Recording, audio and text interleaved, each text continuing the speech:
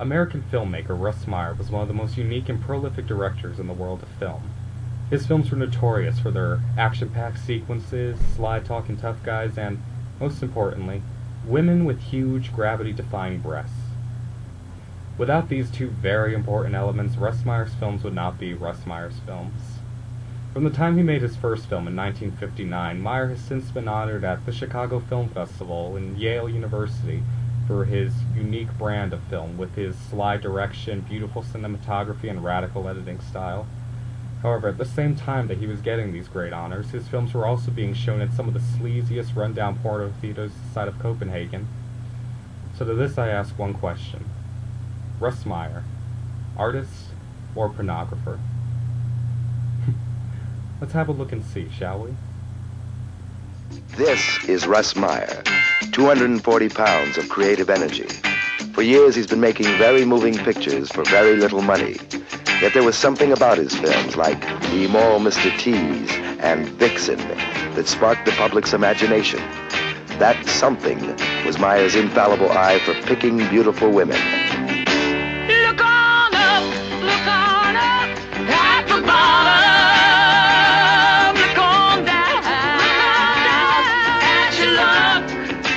You caught up in a rut. This time they've really gone beyond the Valley of the Dolls.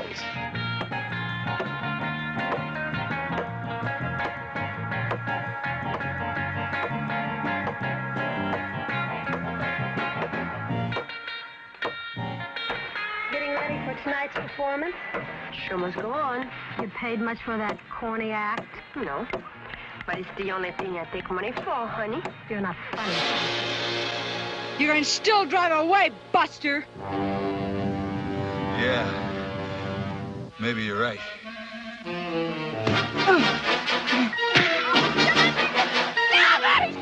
Come on, babe, let's get out of here.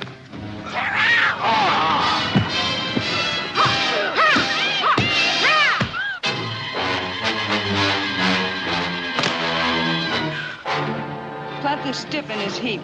He's had a bad accident.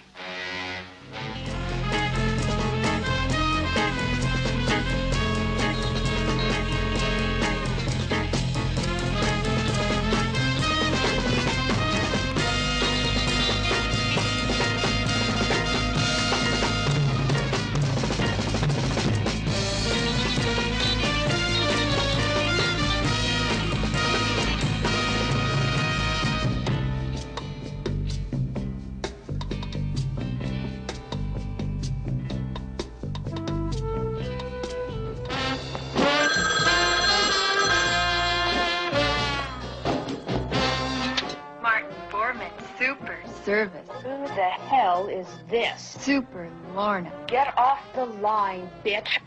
I want to talk to Clint Ramsey. God damn it! You're the one he's been bowling. Can't wait to strap on your groovy old man. Based on the clips provided, there seems little to no doubt in my mind that Russ Meyer is an artist. Now, granted, pornography lies within the eye of the beholder. What some people find pornographic, others may not. But let's compare Russ Meyer's films to, say, that of Deep Throat, which became the pornographic smash of 1972. This is a film that prided itself on showing hardcore, unsimulated sex scenes on camera. That was it. No storyline, just sex. And people flocked. Russ Meyer, he was very serious about filmmaking. He wanted to make movies that had stories, that could entertain people. He didn't want to just take the easy way out and just showing two people having sex. The only thing he was interested in really that was sexual was women's breasts. The sex scenes in his films were never graphic. His earlier ones were just segments within a film that never were part of the central plot. And in his later films, the scenes were played for laughs. They were actually pretty grotesque, disgusting. They were meant to be funny. They weren't meant to be arousing in any way.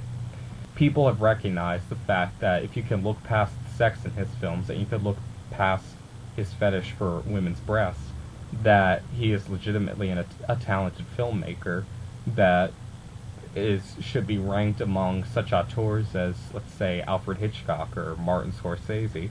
If you look at the first 15 seconds of a Alfred Hitchcock film, you know you're watching an Alfred Hitchcock film. Same thing with a Russ Meyer film. Whereas porn films come and go, Meyer's films have lived on. Films like Deep Throat have lived on because of their significance, but you can't really think of that many others, especially because it's such an easy market to be a part of that everybody makes a porn film. And this is another reason Meyer wanted to be more original. He wanted to have more people see his films. He made 2 films for 20th Century Fox, most notably the cult classic Beyond the Valley of the Dolls. It seems unlikely that a huge studio that would hire a porn director to make a film for them.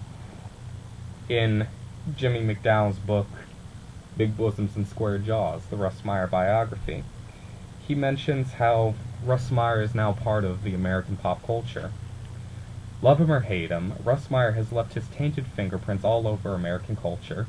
See the sticky evidence on MTV, Howard Stern, big-budget Hollywood, and the snobbiest of fashion catwalks, and in the work of such comic art illustrators as David Clowes and Chris Cooper. He's influenced a legion of filmmakers, from John Waters to Quentin Tarantino. Remember the poster for 1999's Oscar winner American Beauty? A close-up of a young girl's naked midsection, her hand holding a rose across her belly, with the tease line, "Look closer." Well, Meyer concocted high-concept shocker ad campaigns long before they were a Tinseltown staple. He just did them with a big boob broad, a bombastic title, and a wow phrase, such as, "Mud Honey, leaves a taste of evil." Meyer is embedded in the film world, and many professors and scholars in film are beginning to put him in their curriculum as a legitimate filmmaker, one that should be recognized, one that should be celebrated for his originality, his beautiful camera work, his radical editing.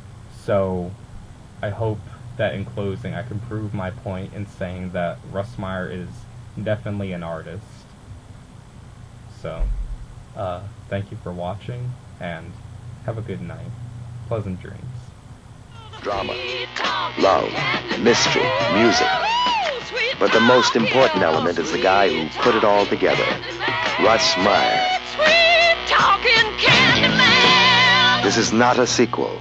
There has never been anything like it.